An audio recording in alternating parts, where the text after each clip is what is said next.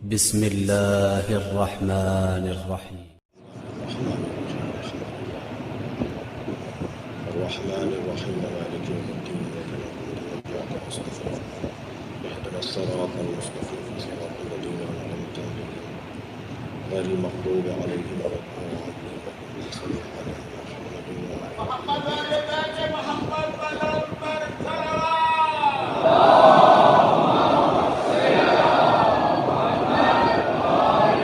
أعوذ بالله من الشيطان الرجيم بسم الله الرحمن الرحيم الحمد لله الذي لا يبلغ مدحته القائلون ولا يحصي نعماءه العادون ولا يعدي حقه المجتهدون الذي ليس لصفته حد محدود ولا نعت موجود ولا وقت معدود ولا أجل ممدود فطر الخلائق بقدرته ونشر الرياح برحمته والصلاة والسلام على الرسول المسدد المصطفى الأمجد المحمود الأحمد سيدنا ومولانا ومولى الكونين جد الحسن والحسين وعاني أبا القاسم محمد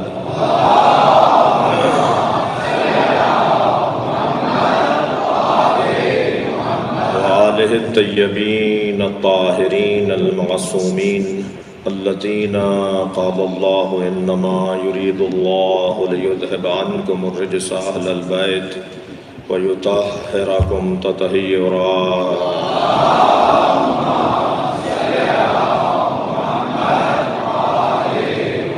ولعنة الله على أعدائهم أجمعين من يوم عداوتهم إلى قيام يوم الدين أما بعد قال الحكيم في قرآن الكريم بسم الله الرحمن الرحيم فمن حاجك فيه من بعد ما جاءك من العلم فقل تعالوا ندعو أبناءنا وأبناءكم ونساءنا ونساءكم وأنفسنا وأنفسكم ثم نبتهل فنجعل لعنة الله على الكاذبين صلوات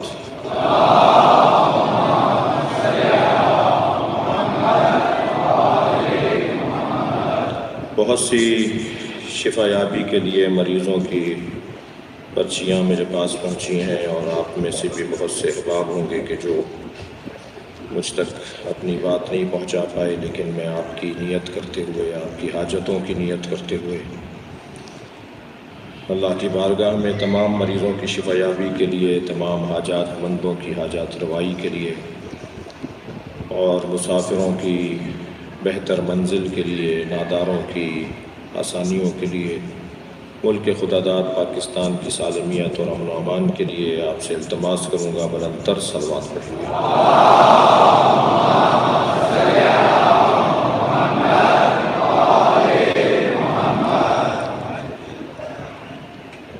التماس کروں گا ایک مرتبہ پھر جناب شبیر بھٹو کی بہت چھوٹی سی بچی ہاسپٹل میں ہے، جناب سید محب اسد صاحب اور ان کے اہل خانہ، ایک بچی اسما بینائی کا اسے فقدان ہے، وہ بینائی سے دور ہے، اور اسی طرح جو خاص حاجتیں ہیں ان کی برابری کے لیے بھی بلند تر صلوات پڑھیں۔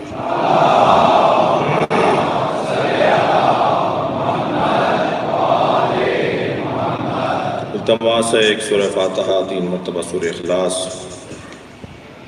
مرحومہ مغفورہ سیدہ رفعت ہاشمی، مرحوم سید اشرف ہاشمی، والدین سید شمون ہاشمی کے لیے، اور سید علی راغب نقوی ابن سید ابو طالب نقوی، اقبال حسین شہید، سیدہ دلشاد فاطمہ شہید، سیدہ اشرف جہاں صفیہ بیگم محمد حسین رضوی ابن علی حسین رضوی، رضیہ بیگم بنت سید کبیر علی، اور آپ کے ذہنوں میں آپ کے عزیز و اقارب مرحومین کے لیے، شہدائے ملت کے لیے، شہدائے پاک افواج کے لیے، رینجرز، پولیس اہلکار جو وطن کی حفاظت میں شہید ہوئے، اور یہ جو نام میں نے آپ کے سامنے لیے، شہدائے میلاد راولپنڈی، اسی طرح سانحات گزرے ہیں، پاکستان میں ان تمام شہداء کو، اور یہ جو نام میں نے لیا آپ کے سامنے، ان سب کے لیے ایک سورہ فاتحہ تلاوت فرمائیں۔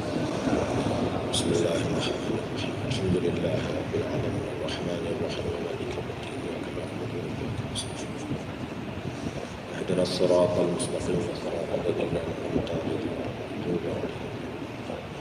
بسم اللہ الرحمن الرحیم، قل هو اللہ احد اللہ الصمد لم یلد ولم یولد ولم یکن له کفوا احد۔ بسم اللہ الرحمن الرحیم، قل هو اللہ احد اللہ الصمد لم یلد ولم یولد ولم یکن له کفوا احد۔ اللہم صل علی محمد وعلی محمد۔ مغفرت کے لیے صلوات پڑھیں گے۔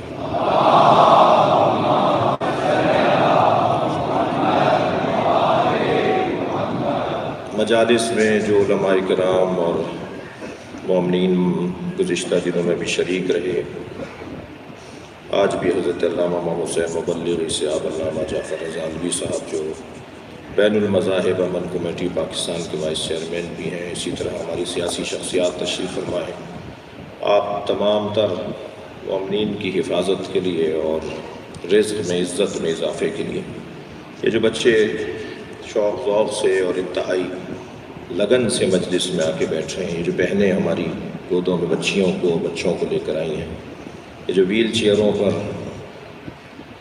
عزادار مجلس میں شریک ہو رہے ہیں، کل بھی 10 لوگ تھے جو ویل چیئروں پر آئے ہیں مجلس سننے کے لیے، یہ سب امام حسین کے دروازے کے فقیر ہیں۔ ہم سب فقیر ہیں اس دروازے پر، لہٰذا ان سب کی حاجات کے لیے، آپ سب کی حفاظت کے لیے، اس مملکت کی حفاظت کے لیے تمام تر توانائیوں کے ساتھ بلند تر صلوات پڑھیں۔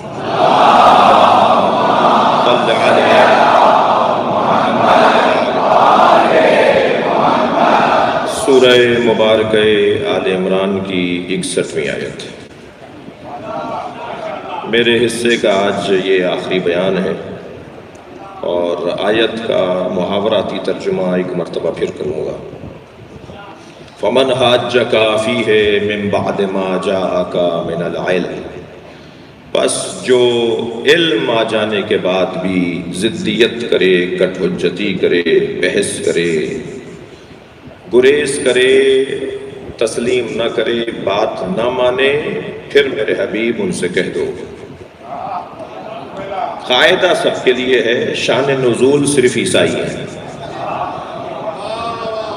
یہ قاعدہ سب کے لیے ہے کہ جو بھی کٹ حجتی کرے گا، جو بھی بحث اور مباحثہ کرے گا، اس کے لیے پھر مناظرے میں جو دلیل نہ مانے پھر اس سے مباہلہ ہوگا۔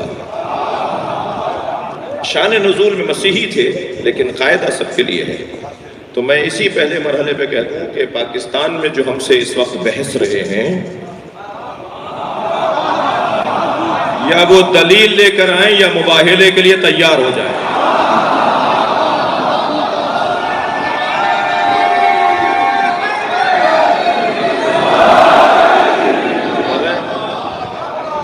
فَمَنْ حَاجَّكَ فِيهِ مِنْ بَعْدِ مَا جَاءَكَ مِنَ الْعِلْمِ، جو علم آ جانے کے بعد بھی، دلیل آ جانے کے بعد بھی بحث کرے، مباحثہ کرے، کٹ حجتی کرے۔ بحث کیا تھی؟ پہلے جلدی سے میں کچھ بہتر کر لوں اپنے الفاظ کو۔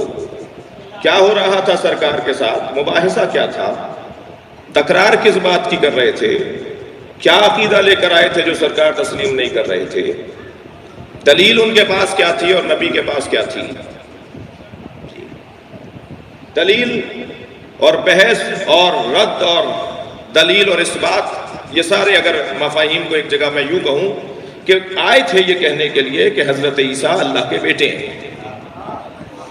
تو نبی مکرم نے فرمایا کہ لم یلد ولم یولد،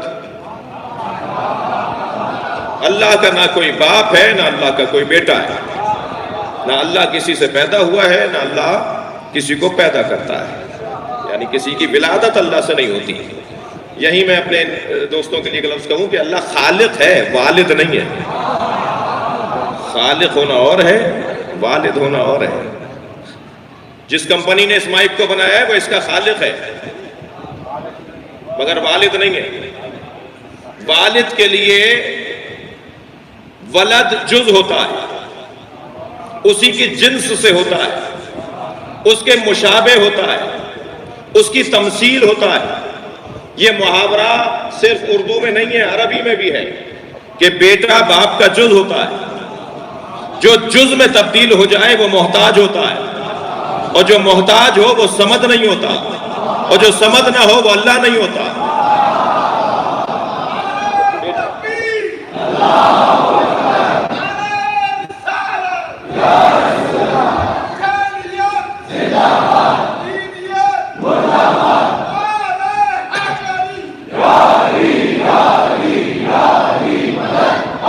توجہ چاہوں گا عزیزان گرامی، توجہ چاہوں گا، اللہ نہ کسی کا باپ ہے نہ کسی کا بیٹا ہے۔ بحث یہ تھی مسیحیوں کے ساتھ، نصارائے نجران کے ساتھ، اسقفوں کے ساتھ بحث یہ تھی، پادریوں کے ساتھ بحث یہ تھی کہ حضرت عیسیٰ اللہ کے بیٹے ہیں۔ نبی نے رد کیا کہ حضرت عیسیٰ اللہ کے بیٹے نہیں ہیں، اس لیے کہ والد جو ہے اس سے ولد خارج ہوتا ہے۔ اچھا، تو معمولاً کیا حقیقتاً یہی ہے کہ بچہ تو والدہ سے آتا ہے، والد سے تو نہیں آتا، پھر والد کو والد کیوں کہتے ہیں؟ جس سے کوئی چیز جن کر باہر آئے، جس سے نکل کر باہر آئے، جس کا جز ہو اور باہر آ جائے، اس کا حصہ ہو اور باہر آ جائے، اسے کہتے ہیں ولد۔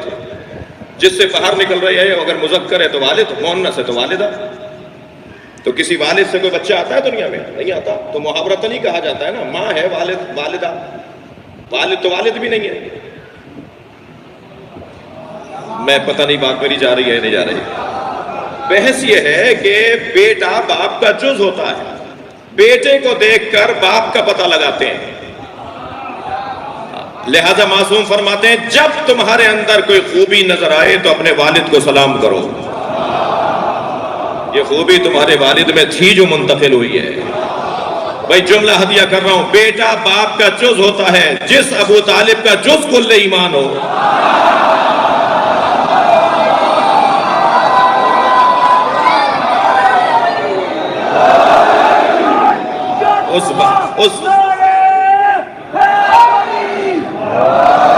اس ابو طالب کا ایمان کس درجے پر ہوگا؟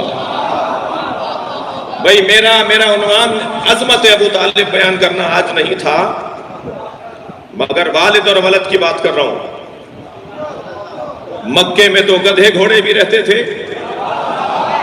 اور ایسے پکے ڈھیٹ مشرک رہتے تھے کہ سرکار کو مکہ چھوڑنا پڑ گیا۔ سرکار دو جان ہجرت فرمائی تو اللہ اگر قرآن مجید میں مکے کی قسم کھا رہا ہے،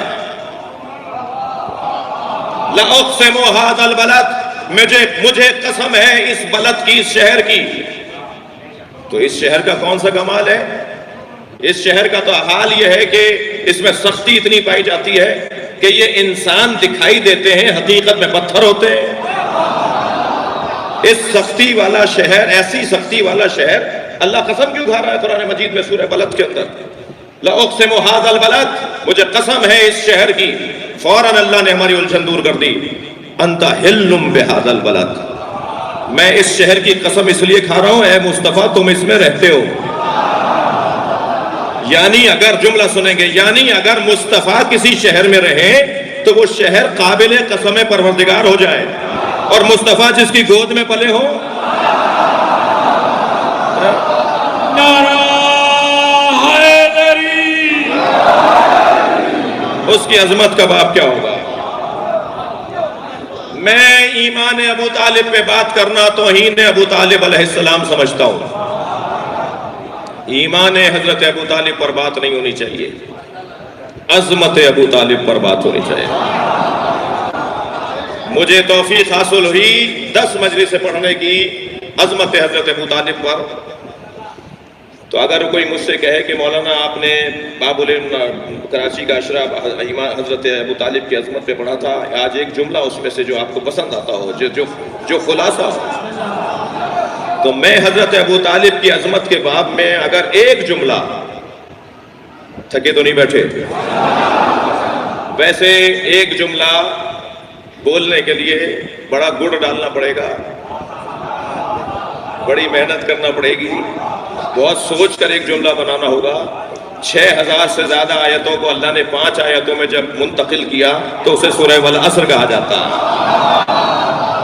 سورہ مبارکہ والعصر 6000 سے زیادہ آیتوں کا خلاصہ ہے۔ ہندوستان میں یوم حسین ہو رہا ہے، علامہ نقن صاحب مہمان خصوصی ہیں.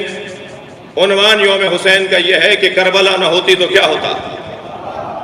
اور جب نقن صاحب کو بلایا گیا تو وقت 2 منٹ کا رہ گیا تھا. تو ان سے کہا جی حضور 2 منٹ میں کچھ کہہ سکتے ہیں؟ کہنے لگے میں تو آدھے منٹ میں بولوں گا. جی جو سارے دن کا سیمینار تھا اس کا آدھے منٹ میں خلاصہ. مائک پر آئے اور کہنے لگے کربلا نہ ہوتی تو جمعے کی نماز بدھ کو ہوتی.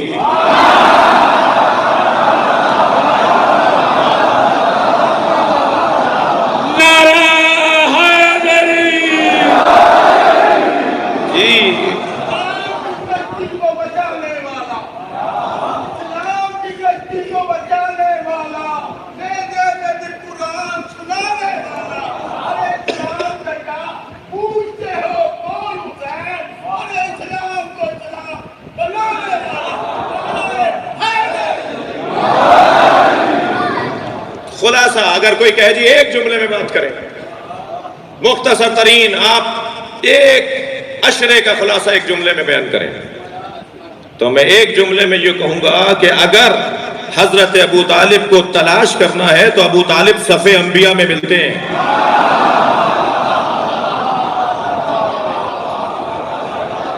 یحشر ابو طالب یوم القیامہ بسیماء الانبیاء وذی الملوک، یہ مولا علی کا فرمان ہے. میرے بابا ابو طالب کو محشر میں لایا جائے گا انبیاء کی شکل میں، بادشاہوں کی شان کے ساتھ. محشر میں جو رو رہا ہوگا نا وہ کوئی اور ہوگا، ابو طالب بخشوا رہے ہوں گے. مجھے تو سمجھ میں نہیں آتا کہ یتیم خانوں کی دیواروں پر یہ حدیث لکھ دیتے ہیں، انا وکافل الیتیم کا ہاتین فی الجنہ. نبی فرما رہے ہیں کہ میں اور یتیم پالنے والا جنت میں ان 2 انگلیوں کی طرح ساتھ رہیں گے.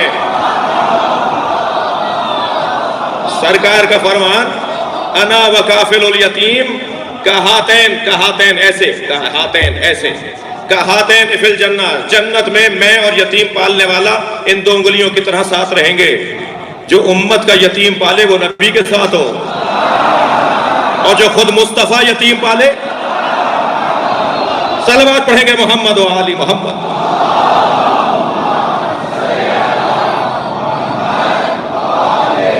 کہتا ہے نبی میں ہوں عالم کے لیے رحمت، کہتا ہے نبی میں ہوں عالم کے لیے رحمت. مولانا مبلغی سنا رہے ہیں یہ کلام. کہتا ہے نبی میں ہوں عالم کے لیے رحمت، میرے لیے رحمت کا سایہ ہے ابو طالب. میرے لیے رحمت کا سایہ ہے ابو طالب.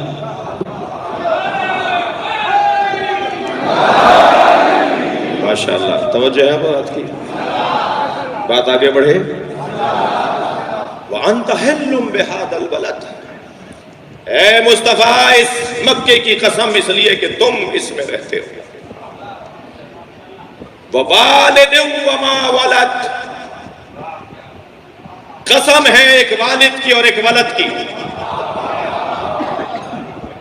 نبی، اللہ نے نبی کی قسم، مکے کی قسم کھائی کیونکہ نبی اس میں رہتے ہیں، اور اللہ نے مکے کی قسم کھائی اس لیے کہ ایک والد اور ولد بھی وہاں رہتا ہے. اللہ اکبر. اچھا یہ تو ایک مشکل ہے نا، جہاں عظمت اہل بیت کی بات آئے گی وہاں علمی کوششیں تمام تر صرف کی جائیں گی کہ کسی طرح کوئی ایک اشارہ مل جائے اہل بیت سے ہٹ کر تو اس میں وہ ڈال دیا جائے. جی وَفَدَيْنَاهُ بِذِبْحٍ عَظِيمٍ، سورہ صافات. إِنَّ هَذَا لَهُوَ الْبَلَاءُ الْمُبِينُ سَلَامٌ عَلَىٰ إِبْرَاهِيمَ وَفَدَيْنَاهُ بِذِبْحٍ عَظِيمٍ. یہ 3 آیتیں ہیں. اور ہم نے ابراہیم کی قربانی کو ایک بڑی قربانی پر مؤخر کر دیا، ایک ذبح عظیم سے بدل دیا. تو کہنے لگے یہ ذبح عظیم سے مراد جنت کا وہ دمبا ہے جو وہاں کی گھاس کھا کھا کے اتنا موٹا ہو گیا تھا کہ وہ عظیم الجثہ ہو گیا تھا. تو قرآن نے اسے عظیم کہہ کر حضرت اسماعیل کی جگہ بدل دیا. علی کو چھوڑ کر اگر کسی کو مانو گے تو شرمندہ ہو جاؤ گے.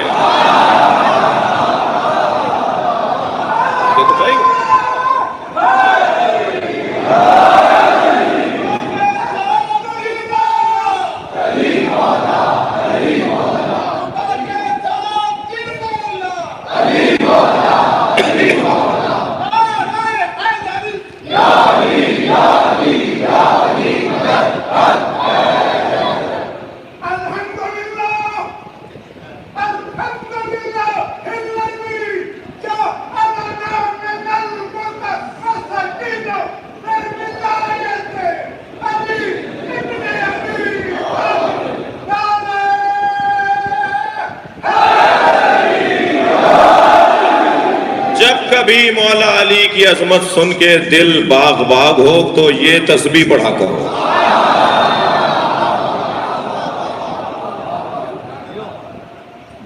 کرم اللہ ہی کا ہے۔ یہ جو آپ کے ماں باپ کی پاک تینتی ہے، یہ جو آپ کی اعلیٰ فہمی ہے، یہ جو اس وقت لوگوں کو پہلو بدلنے کی جگہ نہیں ہے مجلس میں، جو جیسا بیٹھا ہے نا ایسے ہی بیٹھا رہے گا، مگر آپ انتہائی شوق ذوق انتہائی لگن کے ساتھ مجلس میں بیٹھے ہیں، اور نہ جانے کون کہاں کہاں سے آیا۔ مجھے احساس تھا مگر آج مجھے بتایا پشاور سے لوگ آ رہے ہیں، جی عتمیہ والی سے لوگ آ رہے ہیں، اور اسلام آباد تو ہے ہی، الحمدللہ پنڈی تو ہے ہی جی۔ تو یہ جو کیفیت ہے نا، یہ پیسوں سے نہیں خریدی جا سکتی۔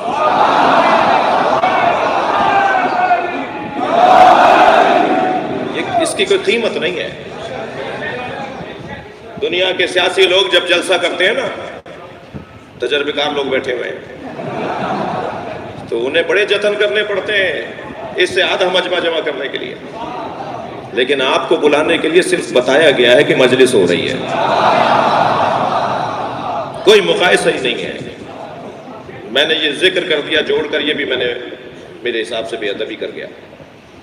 کوئی مقایسہ نہیں ہے اس اجتماع کا کسی اور اجتماع سے، اور بس ہمارا مطلب یہ ہے، ہم مجلس ہی اس لیے کر رہے ہیں، ہم 1400 سال سے مجلس اس لیے کر رہے ہیں کہ ایک ہی جملہ جو بولتے ہیں وہ سمجھ لیں۔ ہر جگہ ایک ہی آواز کے میرٹ پہ تقرریاں ہونی چاہیے، میرٹ پہ تبادلے ہونے چاہیے، میرٹ پہ پارٹی ٹکٹس ملنے چاہیے۔ ہم بھی تو یہی کہہ رہے ہیں کہ نبی کے بعد میرٹ پہ ماننا چاہیے۔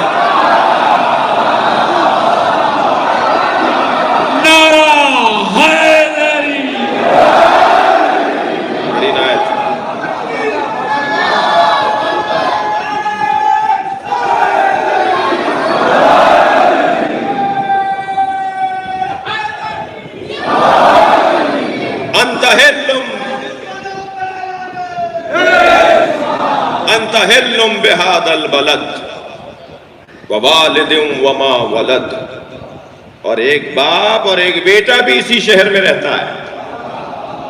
تو کہنے لگے جیسے وہاں کہا نا عظیم الجثہ، یعنی حضرت اسماعیل کی توہین کر گئی یہ کہہ کر، حضرت اسماعیل سے زیادہ عظیم ہے وہ معاذ اللہ، لیکن علامہ اقبال نے الجھن دور کر دی۔ اللہ اللہ بائے بسم اللہ پدر، مانیے ذبح عظیم آمد بسر۔ جو قرآن مجید میں ذبح عظیم کا لفظ آیا ہے وہ حسین ہے۔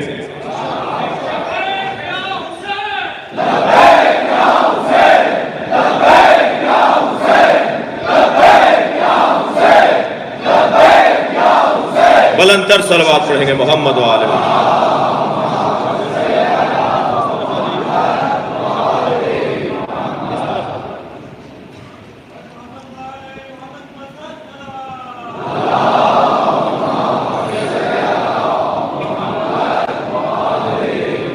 اس سے بہتر صلوات۔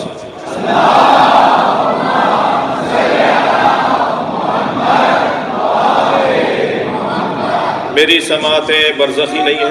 دنیا میں بلا تک نہیں آتی، اس نے کہا کہ دنیا میں بلا تک نہیں آتی، آتی ہے کہ مگر عرش عزا تک نہیں آتی۔ میرے مولا میری امداد کو پہنچے ہیں وہاں بھی جس قبر میں تھوڑی سی ہوا تک نہیں آتی۔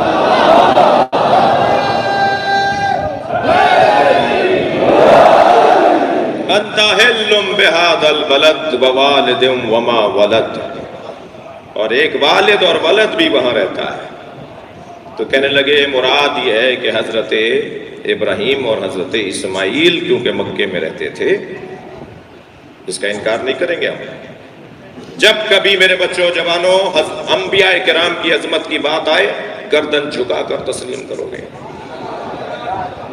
جب کبھی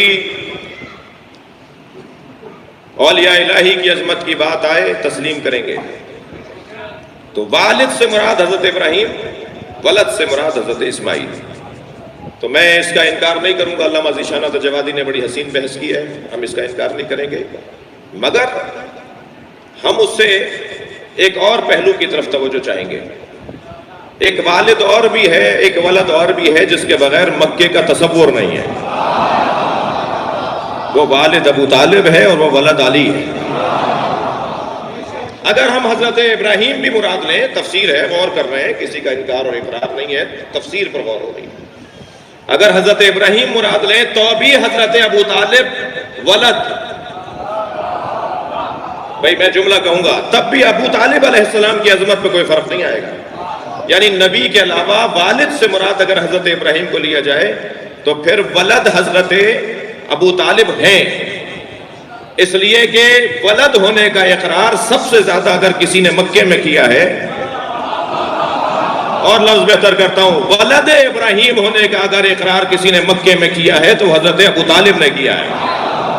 مجھے تو سمجھ میں نہیں آتا کہ مسجد میں جاتے ہیں تو درود ابراہیمی پڑھتے ہیں اللہم صلی علی محمد وآل محمد وسلم علی محمد وآل محمد وبارک علی محمد وآل محمد وارحم محمد وآل محمد کافضل ما صلیت وترحمت علی ابراہیم وعلی آل ابراہیم انکا حمید مجید. جی درود ابراہیمی پڑھتے ہیں کہ ابراہیم اور آل ابراہیم پر بھی صلوات ہو. مسجد میں درود ابراہیمی پڑھتے ہیں، باہر جا کے کہتے ہیں ابو طالب کافر تھے. سب سے زیادہ حضرت ابو طالب نے اس جملے کو دہرایا ہے، الحمدللہ الذی جعلنا من ذریۃ ابراہیم. حمد ہے اس اللہ کی کہ جس نے ہمیں ابراہیم کی اولاد بنایا ہے. جی تو والد کہنے لگے جی ولد ہے، حضرت عیسیٰ اللہ کا بیٹا ہے، حضرت عیسیٰ اللہ کے بیٹے ہیں، ولد الہی ہے ماذ اللہ. نبی نے فرمایا نہیں، اللہ کا کوئی بیٹا نہیں ہے. پہلے نقضی جواب دیا، فرمایا کہ اگر اللہ کا کوئی بیٹا ہے اس بنیاد پر کہ حضرت عیسیٰ کے والد نہیں تھے تو حضرت آدم کے تو والدہ بھی نہیں تھی، تو کیا وہی عقیدہ حضرت آدم کے لیے بھی تمہارا ہے؟ دوسری دلیل حضرت نبی مکرم نے یہ دی، میں کہہ چکا ہوں، یہ دوسری دلیل دی حضرت نبی مکرم نے کہ اگر قرب الہی سبب ہے والد اور ولد کی نسبت کے لیے، یعنی والد ولد ہونے کے لیے قرب ضروری ہے، تو پھر مجھ سے زیادہ اللہ سے کوئی قریب نہیں ہے.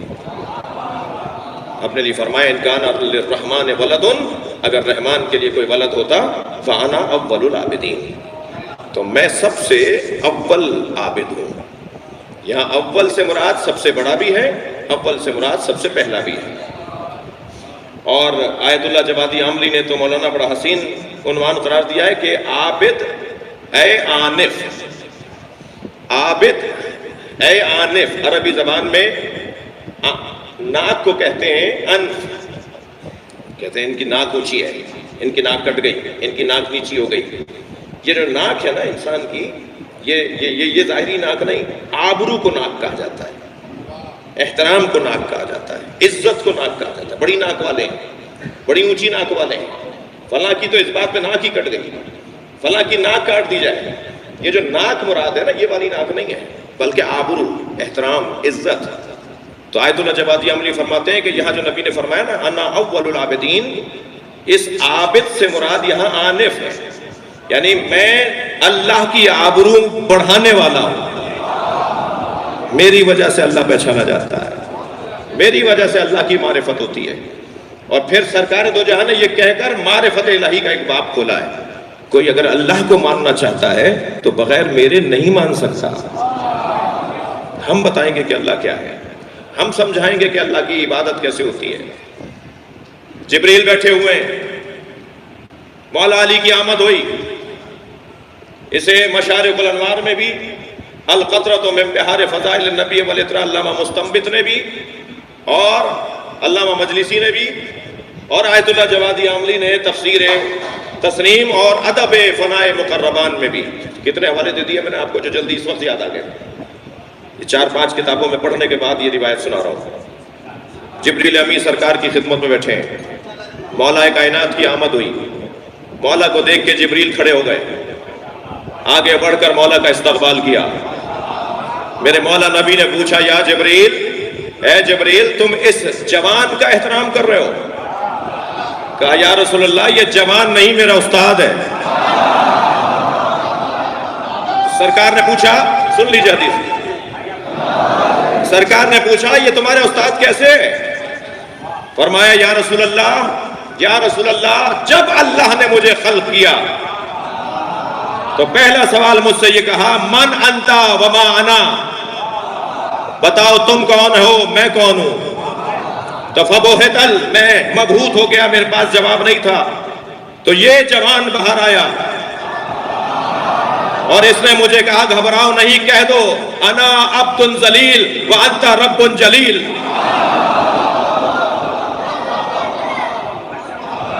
واسمی جبرائیل۔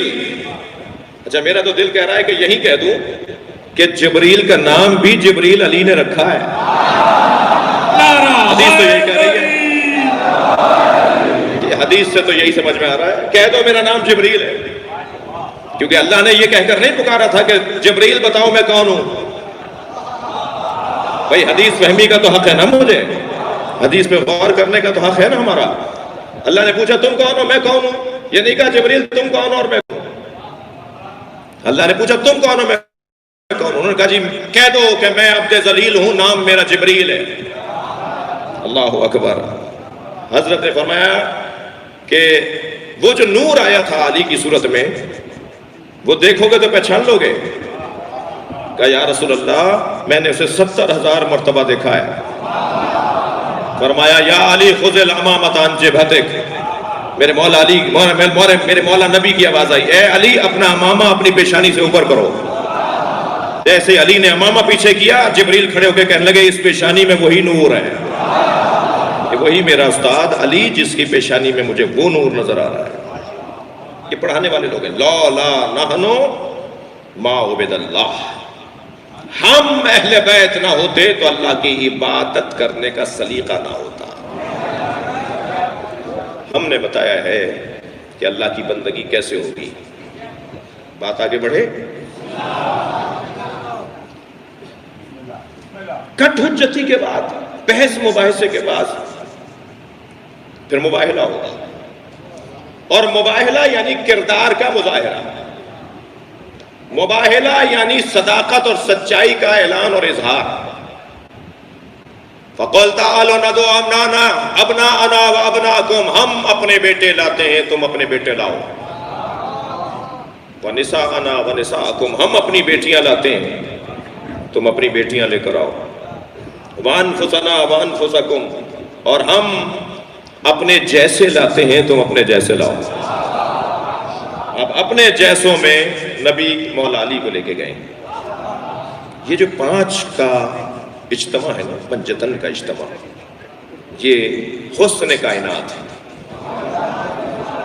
اللہ نے پہلے انہیں بنایا ہے اور ان کے مزاجوں کے مطابق کائنات کو بنایا ہے۔ کسی کے مزاج میں تراب تھی تو زمین بنا ڈالی، کسی کا نام زہرا تھا تو چاند سورج بنا دیا، کسی کے مزاج میں بخشنا تھا تو جنت حسنین کے صدقے میں بنا دیا۔ ان کے مزاجوں کے مطابق پروردگار عالم نے یہ ساری کائنات خلق کر دی۔ یہ جہاں جمع ہو جائیں وہ جگہ مطلوب پروردگار ہے۔ جی جب سرکار کہہ کر آ گئے نا کہ کل میں اپنے بیٹوں کو لاؤں گا تم اپنے بیٹوں کو، تو گھر میں آ کر کہا ایتینی بالکساء الیمنی، اے فاطمہ مجھے چادر یمنی لا کر دے دو۔ بڑا گہرا ربط ہے مباہلے کا حدیث قصہ کے ساتھ، آیت تطہیر کا آیت مباہلے کے ساتھ بڑا گہرا ربط ہے۔ وہاں کہہ کر آئے، گھر میں آ کے چادر مانگی، جناب زہرا نے چادر دے دی۔ سرکار چادر لے کر کیوں؟ انی اجد فی بدنی ضعفا، میں اپنے بدن میں ضعف محسوس کر رہا ہوں۔ کچھ دیر بعد امام حسن آئے، اماں مجھے نانا کی خوشبو آ رہی ہے۔ کیا خوشبو ہے جو حسن ہی سونگھ سکتے ہیں؟ بی بی نے فرمایا تمہارے نانا چادر کے نیچے ہیں، فرما دیتی نا کہ نانا آرام کر رہے ہیں، آرام کرنے آئے نا۔ بی بی نے جانے دیا، مولا حسن نے بھی جا کے سلام کیا اور کہا نانا چادر میں آ جاؤں، اور نبی نے چادر میں لے لیا۔ کچھ ہی دیر بعد امام حسین آئے، اماں نانا کی خوشبو آ رہی ہے کہ تمہارے نانا تمہارے بھائی حسن کے ساتھ چادر میں ہے. قریب جا کے نانا کو سلام کیا, نانا میں بھی آ جاؤں. نانا نے حسین کو بھی اپنی چادر میں لے لیا. کچھ دیر بعد اچھا فرض محال تو فرض کیا جا سکتا ہے نا, حسنین معاذ اللہ بچے تھے. مولا علی آئے, میں نبی کی خوشبو محسوس کر رہا ہوں. جناب زہرا نے نہیں فرمایا آرام کر رہے ہیں. قریب گئے, میں چادر میں آ جاؤں. نبی نے چادر میں مولا علی کو بھی لے لیا. فرض محال فرض معاذ اللہ, مولا علی کو نہیں پتا تھا معاذ اللہ. جی جناب زہرا کو تو معلوم ہے نا کہ چادر میں کیوں گئے. خدا کے کہنے لگی میں بھی چادر میں آ جاؤں. اور چادر میں نبی نے لیا. اب نقن صاحب کا جملہ عطیہ کر رہا ہوں. نقن صاحب فرماتے ہیں اینٹوں کے گھر میں نبی نے چادر کا گھر بنایا. وہ جو اینٹوں کے گھر میں تھے وہ اہل بیت نبی تھے, جو چادر کے گھر میں تھے وہ اہل بیت نبوت. اور یہ اتنا مضبوط گھر بنایا اللہ کے نبی نے کہ کہا ہؤلاء اہل بیتی, یہ میرے اہل بیت تھے. سوال تو یہ ہے کہ یہ آرام کرنے آئے تھے تو یہ سب کیوں چادر میں آ گئے؟ سوال ابھی باقی ہے, جواب نہیں دیا میں نے ان بچوں اور جوانوں کے لیے. چادر میں کیوں آ گئے جبکہ وہ آرام کرنے آئے تھے؟ سرکار نے کیوں لے لیا چادر میں سارے اپنے گھر کے بچوں کو اور اپنی دختر کو اور مولا علی کو؟ جواب اس کا یہی ہے کہ یہ ضعف بدن نبی نہیں تھا, ضعف بدن نبوت تھا. اور ضعف بدن نبوت اجزائے نبوت سے دور ہوگا, اور پنجتن اجزائے نبوت کو کہا جاتا ہے.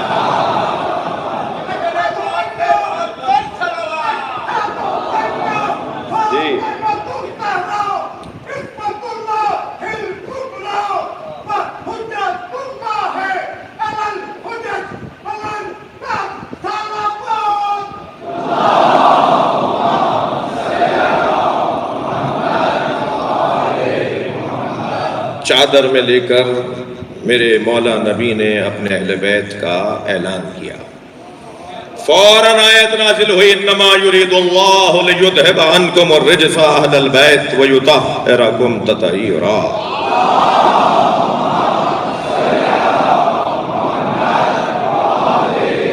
اس آیت کا میں اپنے مضمون پر ہوں. اس آیت کا مباہلہ کا آیت تطہیر کے ساتھ یہ ربط ہے. اور اللہ نے اہل بیت کے طہارت کا اعلان کیا. جملہ آپ پکڑ کے رکھیں گے میرے بچے. اللہ نے اہل بیت کی طہارت کا اعلان کیا. اعلان اور ہوتا ہے, ایجاد اور ہوتا ہے. ایک شخص نے آ کر میرے معصوم امام سے کہا مولا آیت تطہیر کے نازل ہونے کے بعد اہل بیت پاک ہوئے. یہ 9 ہجری کی آیت ہے. سرکار 1 سال بعد رحلت فرما جائیں گے. یہ آیت 9 ہجری کی ہے, آیہ مباہلہ اور آیہ تطہیر. آیہ تطہیر کے نازل ہونے کے بعد اہل بیت پاک ہوئے. میرے معصوم امام کی پیشانی پر بل آ گیا. حضرت نے فرمایا یہ سوال تم نے کیسے کر دیا؟ اگر آیہ تطہیر کے نازل ہونے کے بعد اہل بیت پاک ہوئے ہیں تو سورہ توحید کے نازل ہونے کے بعد اللہ ایک ہوا ہے. اللہ ہمیشہ سے وحدہ لا شریک, ایسے ہی اہل بیت ہمیشہ سے طاہر و مطہر. اعلان طہارت اس وقت ہو رہا ہے جب ضرورت پڑی ہے.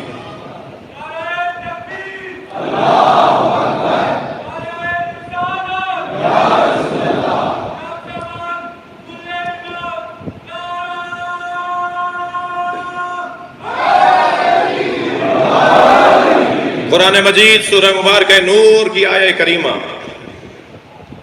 بیت کا گھر بات کی ہے میں نے, اہل بیت کی بات کی ہے, بیت کی بات ہو رہی ہے. ایک آیت بیت سے متعلق سن لیجئے. فی بیوت اذن اللہ ان ترفع ویذکر فیہا اسمہ, ان گھروں کو تعمیر کرو. فی بیوت اذن اللہ ان ترفع, جن گھروں میں اللہ کا نام لیا جاتا ہے, اللہ کا ذکر کیا جاتا ہے, ان گھروں کو بلند کرو, تعمیر کرو. سجاؤ سنوارو, گراؤ نہیں, منہدم نہیں کرو. ان گھروں کو مٹاؤ نہیں. قرآن پکار کے کہہ رہا ہے جن گھروں میں اللہ کا نام لیا جاتا ہے ان گھروں کو تعمیر کرو. ان گھروں کو بناؤ، ان گھروں کو سنوارو، اپنے گھر سے زیادہ ان گھروں کو اچھا بناؤ جس پہ اللہ کا نام لیا جاتا ہے. فی بیوت اذن اللہ ان ترفع ویذکر فیہا اسمہ. جب یہ سورہ نور کی آیت نازل ہوئی، سرکار نے اصحاب کو بتایا کہ اللہ نے یہ پیغام نازل کیا ہے کہ ان گھروں کو تعمیر کرنا ہے جن گھروں میں اللہ کا نام لیا جاتا ہے. ایک صحابی محترم کھڑے ہو گئے رضی اللہ تعالیٰ عنہ، کہا یا رسول اللہ وہ کون سے گھر ہیں کہ جنہیں تعمیر کرنا ہے؟ سرکار نے فرمایا بیوت الانبیاء، انبیاء کے گھر. بھائی میں یہاں ایسے آگے نہیں بڑھوں گا. ہمارا عقیدہ ہے اور سینہ ٹھوک کر عقیدہ ہے کہ ہم مولا علی کو انبیاء سے افضل مانتے ہیں. ہمارے نبی کے بعد اگر کائنات میں کوئی صاحب فضیلت ہے تو علی. ہمارے پاس دلائل ہیں، دلیل سنو.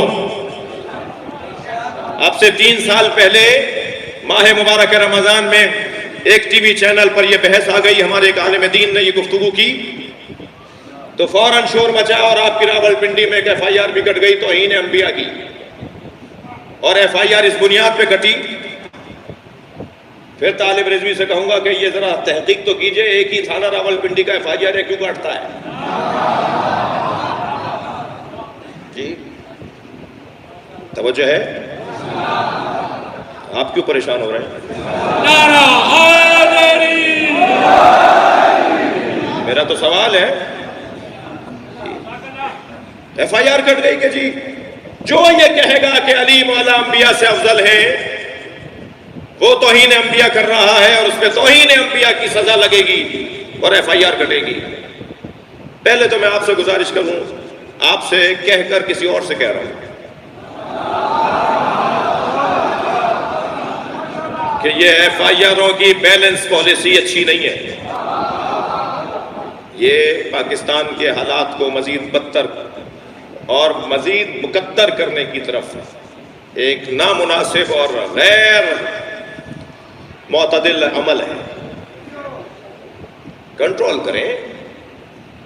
جی ہمارا بھی حال آپ کو پتا ہے، ہم اگر بکتے ہیں تو صرف عزاداری کے لیے بکتے ہیں. ہم سب کچھ قربان کر دیتے ہیں، سب کچھ دے دیتے ہیں، ہمارا سب لے لو، ہم صرف عزاداری کے لیے. اس ملک میں ہمارا صرف ایک مطالبہ ہے، ہمیں رونے دو. یہ جو جلوس پر تبصرے ہوتے ہیں نا کہ جلوس نہیں نکلنے دو، جلوسوں کو روکا جائے، اس کا سبب بتا دوں؟ میرے ہمارے مزاج میں نہیں ہے بہت زیادہ. اب بھی میں کل بھی ایک جگہ گیا تھا تو میں اپنے وہ دوست بھی جنہوں نے بلایا تھا وہ جانتے ہیں کہ 10 دفعہ بلانے پہ 1 دفعہ ٹائم نکال پاتا ہوں. بہت چھوٹا سا ذاکر ہوں اور اپنے خطابت پر بھی کوئی مجھے بھروسہ اور اعتبار نہیں ہے، یعنی میں اعتماد نہیں ہے، میں خطیب بھی بہت اچھا نہیں ہوں، لیکن ٹائم نہیں ہے تو بہت شوق نہیں ہے کہیں آنے جانے کا. مگر ایک دفعہ ایسے ہی ہم ایک نشست میں تھے تو بحث ہونے لگی کہ یہ جلوس فلاں روڈ سے گزر کر فلاں گلی میں جائے گا اور پھر کچھ دیر کے بعد کوئی 15-20 منٹ کے بعد دوبارہ روڈ پر آ جائے گا. تو اس گلی میں رہنے والوں میں ایک مفتی صاحب تھے، وہ کہنے لگے ہماری گلی میں جلوس نہیں آئے گا. تو جو ڈپٹی کمشنر صاحب وہاں بیٹھے تھے انہوں نے کہا مولانا 20 منٹ کی بات ہے، جائیں گے اور پھر دوبارہ. وہ پرانا روٹ ہے جی، 70 سال سے 80 سال سے کرتے آ رہے ہیں، پاکستان بننے سے پہلے کے جلوس ہیں اس ملک میں. جب یہ راجہ بازار کا مسئلہ ہوا تھا نا، اس وقت بھی یہ زبانیں چلی تھیں جیسے اب چلنے لگی ہیں. تو اس وقت میں بھی ہمارے بزرگوں نے ایک بڑا حسین جملہ کہا تھا، اور وہ جملہ یہ کہا تھا کہ یہ بازار نہیں تھا مگر جلوس تھا. تو اگر تمہیں کسی چیز کو کہیں اور لے جانا ہے تو وہ بازار لے جاؤ، جلوس نہیں جائے گا. ایک بات. دوسری بات یہ کہ جب یہ کہتے ہو نا کہ جلوسوں کو شہر سے باہر بیابانوں صحراؤں میں کوئی جگہ دے دو ان لوگوں کو ماتم کرنے کے لیے اور جلوس نکالنے کے لیے، تو میرا تو موٹا سا سوال ہے، میں نے اس وقت بھی ایک رسانے پر کہا تھا، پھر تکرار کر رہا ہوں کیونکہ وہ باتیں دوبارہ دہرائی جا رہی ہیں. اور یہ بھی میں آپ سے کہہ دوں کہ کچھ ہی مدت کے بعد پاک فوج کے ایک سربراہ نے آ کے بتایا کہ کیا ہوا تھا. جی کیا ہوا تھا؟ خود ہی کالے کپڑے پہن کر اپنے مدرسے پہ حملہ کر رہے تھے. جی اور آج میں آپ کو بشارت دے دیتا ہوں کہ یہ جو 2 شکایتیں ہم سے ہوئی ہیں نا اس ملک کے اندر، ایک اسلام آباد میں اور ایک کراچی میں، تو آج میں آپ کو بشارت دیتا ہوں کہ 2 4 5 سال سے زیادہ نہیں گزرے گا وقت کہ سب پتہ چل جائے گا کہ سازش کیا تھی. تم نے کل بھی خود بنایا، پورا ڈیزائن کیا، پورا ماحول بنایا اور ہمارے خلاف ماحول بنا دیا، اور اب بھی تم نے خود بنایا ہے اور ہمارے خلاف ماحول بنا رہے ہو۔ میں موٹی سی بات کروں گا، میرے بیان کی اسلام آباد کی آج آخری مجلس ہے، خبردار، عزاداری اور تشیع دو چیزوں کے نام نہیں ہیں۔ شیعت اور عزاداری ایک ہی چیز کو کہتے ہیں۔ جب تم عزاداری پر پابندی لگانے کی بات کر رہے ہو تو تم سیدھا سیدھا کہہ رہے ہو تشیع پہ پابندی لگا دو۔ ہم مدرسہ نہیں بناتے، علم لگاتے ہیں۔ تھک کر نہیں سنیں گے، ہاں مدرسہ بناتے ہیں، کوئی غلط فہمی نہ ہو، مدرسہ بناتے ہیں، مگر ہم چپے چپے پہ مدرسہ نہیں بناتے، ہم چپے چپے پہ علم لگاتے ہیں۔ اور چپے چپے پہ علم اس لیے لگاتے ہیں کہ یہ علم نہیں ہے، حسین کا مدرسہ ہے۔ وہ جو سارے دن ٹنڈے اور ٹماٹر اور ککڑی بیچتا ہے، وہ جو سارے دن محنت کرتا ہے اور ٹھیلا لگاتا ہے اور صبح سے شام محنت کرنے کے بعد رات کو تھکا ماندہ گھر پہنچتا ہے، وہ کپڑے تبدیل کر کے مجلس میں جاتا ہے، اس کا دین ہی ہے، وہ قرآن ہی یہاں کے سمجھتا ہے، وہ دین یہاں کے سمجھتا ہے۔ ہم نے اس وقت بھی کہا تھا کہ اگر تم نے صحراؤں میں اور بیابانوں میں جلوسوں کو منتقل کر دیا، یہ کہہ کر کے شہروں سے باہر لے جاؤ، تو میرا ان سے سوال یہ ہے کہ یہ کون ضمانت دے گا کہ پھر 10 سال بعد جس روٹ پر ہم نکل رہے تھے وہاں شہر نہیں بسے گا؟ لبیک یا حسین،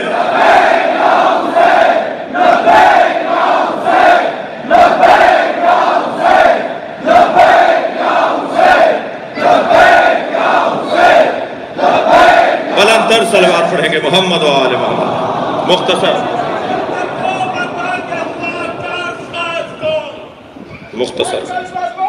بتا کے ہوا کار ساتھ کون، خدا ہے برچیوں میں عبادت گزار کون، مسجد کے سامنے تجھے ماتم ہے نا دعا، کہتے ہیں سر اٹھے تو پڑھتا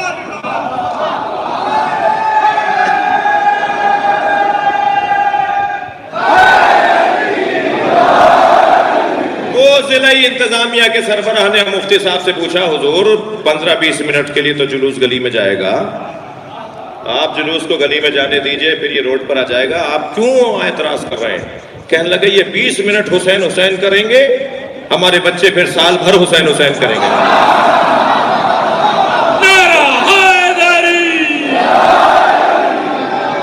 سمجھ میں آ گیا آپ کو؟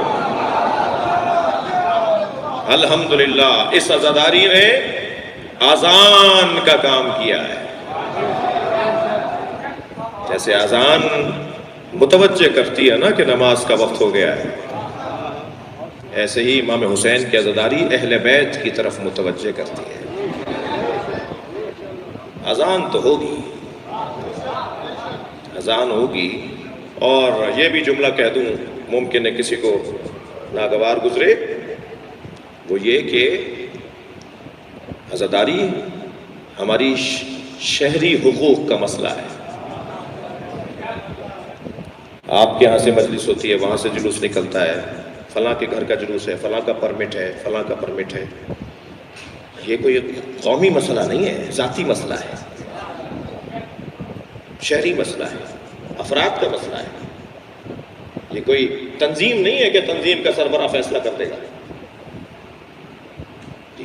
یہ کوئی ٹرسٹ نہیں ہے کہ چیئرمین صاحب فیصلہ کریں گے تو سارے ٹرسٹیز کو ماننا پڑے گا۔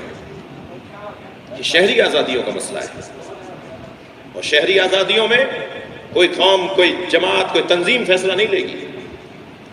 اگر آپ کو پاکستان میں جلوسوں پر کوئی اعتراض ہے تو پھر فرد سے پوچھا جائے گا، اور فرد جواب دے رہا ہے، لبیک یا حسین،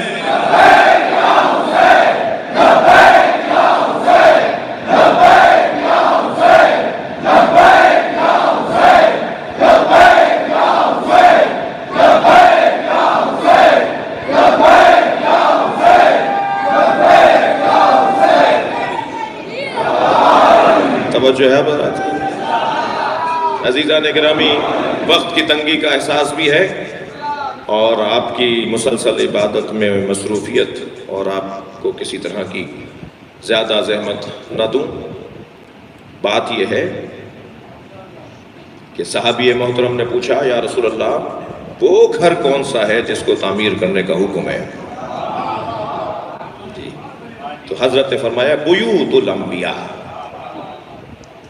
اب تفسیر دور المنصور علامہ سیوطی کی تفسیر، سورہ نور کی اس آیت کی تفسیر، اہل سنت بڑا معتبر ٹھکا ہوا نام، توجہ ہے؟ اردو میں مجلس پڑھ رہا ہوں بھائی، کچھ پرانے محاورے بھی سن لیجئے نا۔ تو ایک مضبوط نام تفسیر دور المنصور علامہ سیوطی، وہ تو سورہ مبارکہ نور کی اس آیت کی تفسیر میں کیا لکھتے ہیں کہ جب ایک صحابی نے پوچھا یا رسول اللہ وہ گھر کون سے ہیں جنہیں بنانے کا حکم ہے؟ سرکار نے فرمایا بیوت الانبیاء، وہ انبیاء کرام کے گھر ہیں۔ برابر سے حضرت ابوبکر کی آواز آئی۔ حسن ہے یہ حسن ہے حضرت ابوبکر کا سوال کرنا تاکہ امت کو زیادہ سمجھ میں آ جائے۔ یہ مہربانی ہے ان کی، جس کی جو خدمت ہے اسے یاد کرنا چاہیے۔ حضرت ابوبکر نے فوراً سوال کیا یا رسول اللہ ھذا المکان منہم، مولا علی کے گھر کی طرف اشارہ کر کے کہا یہ گھر ان گھروں میں سے ہے؟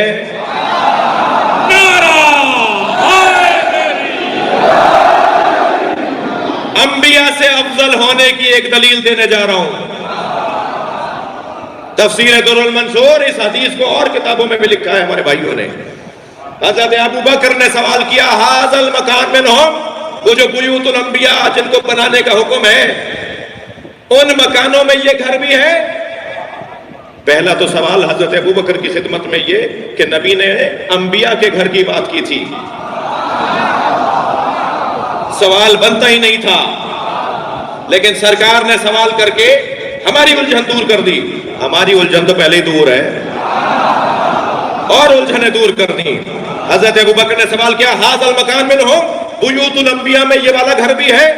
اب نبی کا جواب سنیں، بے ساختہ سرکار نبی نے فرمایا نعم من افضلہا، یہ ان سارے گھروں میں افضل ہے۔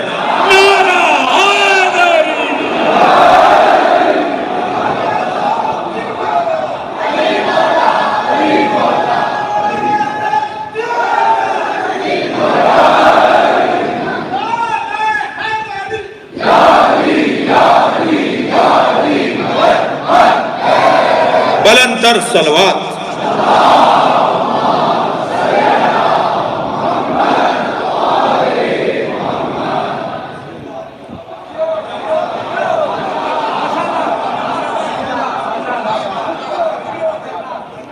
پنجتن کا گھر، جو کپڑے کا اور چادر کا گھر نبی نے بنایا تھا، وہ گھر اتنا مضبوط ہے کہ آج اس گھر کے نام پہ پکے امام بارگاہ بنے ہوئے ہیں۔ اور اللہ کا کام تو پھر اللہ کے ہیں۔ جب اللہ نے طے کر لیا ہے کہ یہ انطرفہ بلند رہیں گے، تعمیر رہیں گے، یہ بنے رہیں گے، تم وقتی طور پر ایک گراؤ گے، اس ایک کے گرنے پہ 10 بنیں گے۔ یہ اللہ کا ارادہ ہے بھائی، وہ کام نہیں کرو جو تمہارے بس کی نہیں ہے۔ اللہ نے اس گھر کو بنانے کا حکم دیا ہے تو وہ بنانے والا بھی بھیجے گا، وہ بنانے والوں کو بھی حوصلہ دے گا۔ وہ گھر جو نبی نے بنایا، اس گھر میں میرے عزیزوں، اگر آپ ہمارے لیٹسٹ ویڈیوز کے بارے میں جاننا چاہتے ہیں تو ہمارے چینل کو سبسکرائب کریں اور بیل آئیکن کو پریس کریں۔ شکریہ۔